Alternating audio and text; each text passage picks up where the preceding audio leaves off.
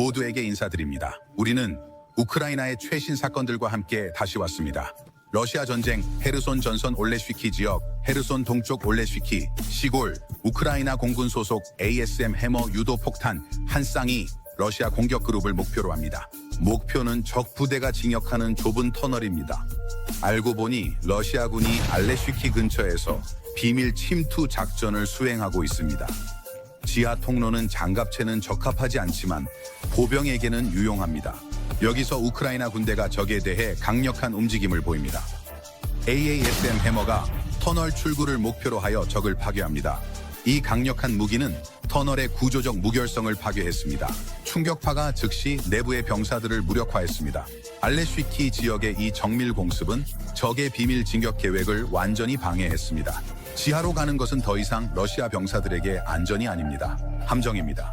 ASM 해머는 GNSS와 레이저 유도 시스템으로 정밀 타격을 제공했습니다. 피시아니 마을, 이제 러시아 군대에게 어려운 지역입니다. 도네츠크 지역에서 47 포병여단 소속 정찰 UAV가 하늘을 순찰하고 있습니다. 목표를 식별하는 데 몇 초밖에 걸리지 않습니다. 보이지 않게 도망치려는 러시아 병사. 그러나 여기는 인간의 눈이 아니라 광학 및 열 센서가 장착된 UAV입니다. 러시아 병사들이 우크라이나 병사들로부터 도망치더라도 이제 드론에 의해 잡힙니다. 도네츠크 전선에서 러시아군은 코틀린 근처에서 포획한 ML-13과 BTR-8GA로 진격하려고 합니다. 그러나 그들은 우크라이나의 가장 경험 많은 부대 중 하나인 155 기계화여단의 만타코라 부대와 맞서고 있습니다. 첫 발이 발사되었습니다. 장갑 관통 탄약이 BTR-82에 이후에 전면 장갑을 관통합니다. 차량은 즉시 파괴되어 무력화됩니다. 코틀린 주변 지역이 정리되었습니다. 155 기계화여단은 이 전선에서 러시아군의 진격이 불가능하다는 것을 다시 한번 보여주었습니다. 도네츠크 전선의 전투는 계속해서 멈추지 않습니다. 러시아군은 비활성화된 장갑차의 잔해 사이로 진격하려고 합니다. 러시아 지휘관들은 보병을 전방으로 밀어붙이고 있습니다. 하지만 여기에는 큰 문제가 있습니다. 장갑차의 느림은 그것들을 쉬운 목표로 만듭니다. 전선에서의 모든 진격은 즉시 탐지되고 타격을 받는 호송대입니다. 이를 인식한 러시아군은 새로운 전술을 시도하고 있습니다. 그들은 장갑차를 포기하고 승용차로 전투에 들어가고 있습니다. 목표는 더 빠르게 이동하고 우크라이나 UAV가 목표를 잠그는 시간을 줄이는 것입니다. 하지만 그것도 작동하지 않습니다. 하늘의 UAV는 이제 열 신호나 차량 크기로만 탐지되는 것이 아니라 이미지 분석 및 움직임 감지 시스템으로도 탐지됩니다. 승용차로 접근하는 적 요소를 몇 초 만에 탐지합니다. 빠르다고 해서 더 이상 구원이 아닙니다. 내 채널을 구독하고 영상을 보면서 좋아요를 눌러주시면 저를 매우 기쁘게 해주실 것입니다. 자, 계속 시청하세요. 현대전장에서 장갑은 더 이상 안전 요소가 아니라 목표입니다. 우크라이나 UAV와 카미카제 드론이 러시아 중장비를 밀리미터 정밀도로 사냥합니다. 탱크와 장갑차는 도망칠 수 없습니다. 고급 공중 정찰 시스템 UAV는 먼저 라이다 열 및 광학 이미징으로 목표를 탐지하고 모든 목표를 한 번에 무력화합니다. 약점이 식별되고 있습니다. 엔진 구획, 포탑 연결 지점 및 탄약고. 공격이 시작되면 카미카제 드론이 낮은 고도로 목표에 접근합니다. 복잡한 기동으로 레이더 신호가 최소화됩니다. 탐지하기 거의 불가능합니다. 전통적인 공중 방어 시스템은 이 작고 치명적인 기계를 가로막을 수 없습니다. 너무 빠르기 때문입니다. 타격이 이루어졌습니다.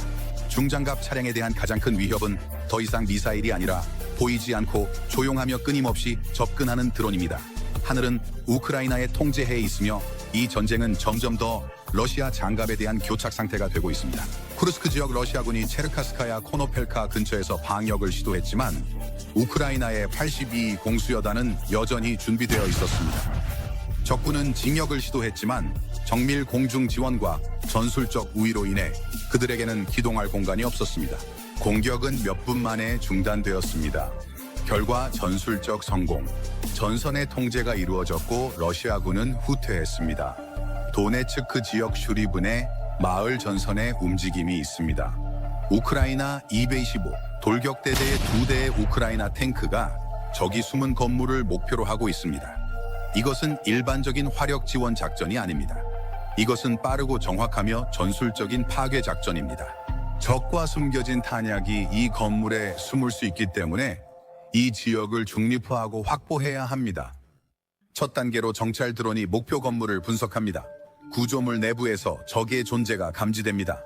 탱크 승무원이 건물의 약점을 계산합니다. 첫 번째 탱크가 위치로 이동합니다. 목표 중립화 작전이 시작됩니다. 두 번째 탱크가 즉시 행동에 나섭니다. 목표가 완전히 파괴되었습니다. 슈리브니 마을의 위협이 제거되었습니다. 225 돌격대대가 빠르고 단호하게 움직입니다. 슈리브네에서 통제가 이루어졌습니다.